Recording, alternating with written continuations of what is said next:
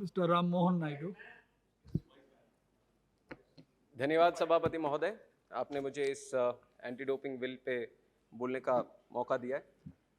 मैं तेलुगु देशम पार्टी से anti doping bill के समर्थन में मैं खड़ा हूँ और मैं धन्यवाद भी देना चाहूँगा मंत्री जी को, जो खेल की व्यवस्था को एक सही दिशा में आगे लेके जाने के लिए एक प्रयास कर रहे हैं। उसके लिए हम सब साथ में रहेंगे और सब समर्थन भी करेंगे। सर, ये बहुत ही महत्वपूर्ण बिल है और बहुत ही आवश्यक है आज लेके आने के लिए। जो स्टैटिस्टिक्स, जो आंकड़े हैं अभी हमारे 2015 से लेके 2017 तक विश्व में तीसरे पोजीशन पे था भारत। उस टाइम पे लगभग 57 पॉजिटिव केसेस थे। उसके बाद अगर देखा जाए तो 2018 में 117 पॉजिटिव केसेस हुए, 2019 में 255 केसेस हुए। तो इस तरह से अगर देखा जाए तो ये केसेस बढ़ते जा रहे हैं। और आज भी थोड़ा दुख की बात है, जो कॉमनवेल्थ गेम्स होने वाले हैं उसमें भी लगभग 10 खिलाड़ी फेल हो गए हैं जो डोप टेस्ट है। तो बहुत ही आवश्यक है, इसको लेके आने की ज़रूरत तो बहुत ही है। और बहुत डेलिब्रेशंस के साथ भी सेलेक्ट कमेटी के बाद बहुत ही legal experts, medical experts, sports के एक्सपर्ट्स सबके साथ डिस्कस करने के बाद ये बिल लेके आए। पर उसके बावजूद भी 2-3 ऐसे सुझाव हैं जो मैं आपके ज़रिए मंत्री जी को मैं यहाँ पे रखना चाहता हूँ। सबसे पहले, जो बहुत ही लोगों ने, सदस्यों ने भी मेरे से पहले जो बोल रखे हैं, उन सब ने भी ये बात उठाई है, जो डायरेक्टर जनरल का अपॉइंटमेंट या उसको जो निकालने के तरीका जो है, इसमें जो इन्वॉल्वमेंट है केंद्र सरकार की, वो डेफिनेटली वो कम होनी चाहिए या बिल्कुल होनी ही नहीं चाहिए। This is what the Wada also suggest. जो वर्ल्ड एंटी डोपिंग एजेंसी भी है वो भी यही सजेस्ट करता है कि एक इंडिपेंडेंट ऑर्गेनाइजेशन की तरह इसको चलना चाहिए। उसमें मिनिमम गवर्नेंस इंटरफेरेंस होना चाहिए ताकि वो अपने काम सही तरीके से बिना कोई इन्फ्लुएंस के साथ वो करे। और वाडा को क्यों इम्पोर्टेंट हम लेना चाहिए, क्योंकि एक देश ने इसी तरह वाडा के जो सजेशंस थे उसको नकारा तो उनको पूरे ओलंपिक से ही बैन हो गए वो रशिया। तो इसलिए हमें वाडा को बिल्कुल ध्यान में रख के कोई भी अगर निर्णय हम लेंगे तो ज़रूर उनके जो सजेशन है, उनके जो राय है, हमें ज़रूर पॉजिटिवली लेना चाहिए। सर, इसके बाद दूसरी जो बात है, अभी क्रिमिनल पीसीसीआर पीसीबी हमने ऐड किया है इसके ऊपर। तो ये बिल क्लॉज 19 भी सजेस्ट करता है कि NADA can enter search and seize for anti doping activities under CrPC. I just want to get a clarification from the Honorable Minister that this kind of clause will not be misused by any of the organizational officers.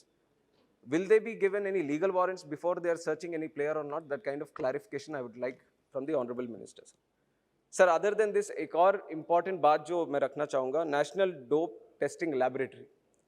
पहले ऐसा होता था कि जो NDTL India का जो national dope testing laboratory था, वहाँ पे 6 केसेस ऐसे उन्होंने टेस्ट किया जो नेगेटिव आए।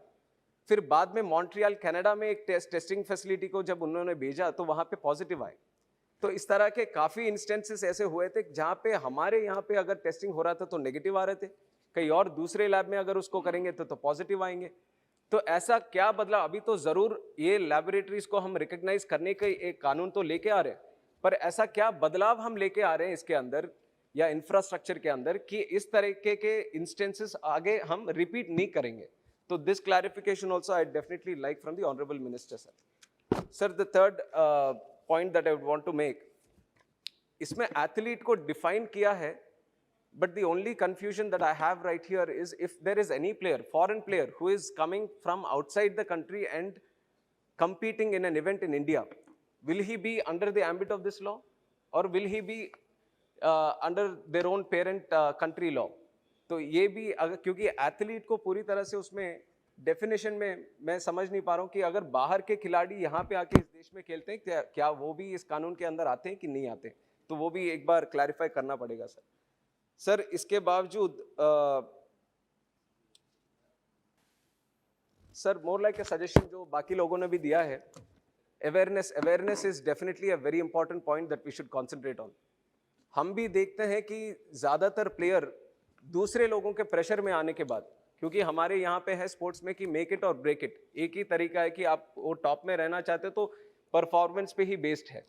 तो उस दबाव में आकर काफी लोग कुछ लोग अनजाने में जाने में कुछ सजेस्ट करते हैं तो उसके प्रभाव में आकर वो लोग इस तरीके के डोपिंग सब्सटेंसेस कुछ लोग यूज करते हैं परफॉर्मेंस एनहांस करने के लिए, but not with a negative intention. तो जरूर इसको टैकल करने के लिए अवेयरनेस प्रोग्राम्स जैसे पहले भी स्पीकर्स बोल चुके हैं तो वो जरूर करना चाहिए सर। सर टू सारे पॉइंट आ गए। yes yes I know sir, but from my party also I have to make this. Sir, All your points have come. Two more points, I'll just close it, sir. The other point, we are seeing this sports competence of our nation by looking at the medals we win. सारे विश्व के competitions देखते हैं कितने medal आए तो उस हिसाब से हमारे देश का स्पोर्टिंग अच्छा चल रहा है कि नहीं चल रहा। पर अगर सही तरीके से हम अपने कॉम्पिटेंस को, स्पोर्ट्स कॉम्पिटेंस को अगर देखना चाहेंगे तो हमें अपने अंदर देखना पड़ेगा sir.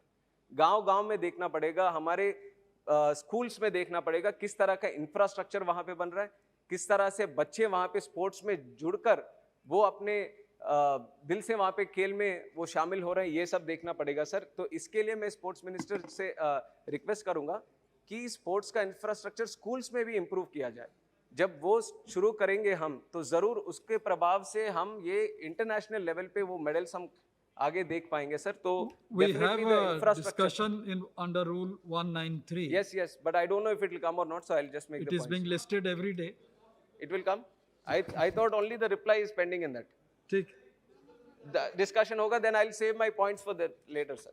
So I'll like to so nice of you. Thank you. I Ramon. support the bill sir. Thank you sir. More like a suggestion जो बाकी लोगों ने भी दिया है, awareness is definitely a very important point that we should concentrate on.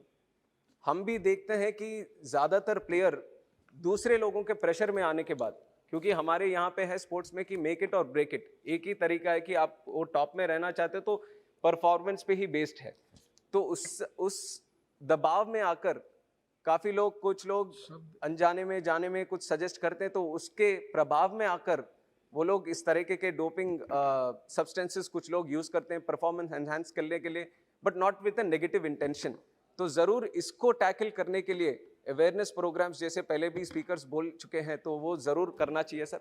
Sir to सारे point आ गए। yes I know sir, but from my party also I have to make this. Sir, all your points have come. Two more points, I'll just close it, sir. The other point, we are seeing this sports competence of our nation by looking at the medals we win. सारे विश्व के competitions देखते हैं कितने medal आए तो उस हिसाब से हमारे देश का स्पोर्टिंग अच्छा चल रहा है कि नहीं चल रहा। पर अगर सही तरीके से हम अपने कॉम्पिटेंस को, स्पोर्ट्स कॉम्पिटेंस को अगर देखना चाहेंगे तो हमें अपने अंदर देखना पड़ेगा सर। गांव-गांव में देखना पड़ेगा, हमारे स्कूल्स में देखना पड़ेगा किस तरह का इंफ्रास्ट्रक्चर वहां पे बन रहा है, किस तरह से बच्चे वहां पे स्पोर्ट्स में जुड़कर वो अपने दिल से वहां पे खेल में वो शामिल हो रहे हैं, ये सब देखना पड़ेगा सर। तो इसके लिए मैं स्पोर्ट्स मिनिस्टर से रिक्वेस्ट करूंगा कि स्पोर्ट्स का इंफ्रास्ट्रक्चर स्कूल्स में भी इम्प्रूव किया जाए। जब वो शुरू करेंगे हम तो जरूर उसके प्रभाव से हम ये इंटरनेशनल लेवल पे वो मेडल्स हम आगे देख पाएंगे सर। तो we have a discussion in under rule 193. yes but I don't know if it will come or not, so I'll just make it the is points. being listed every day. It will come. I thought only the reply is pending in that. ठीक, The discussion hoga, then I'll save my points for the later sir. So I'll like to so nice of you. Thank you. I Ramon. support the bill sir. Thank you.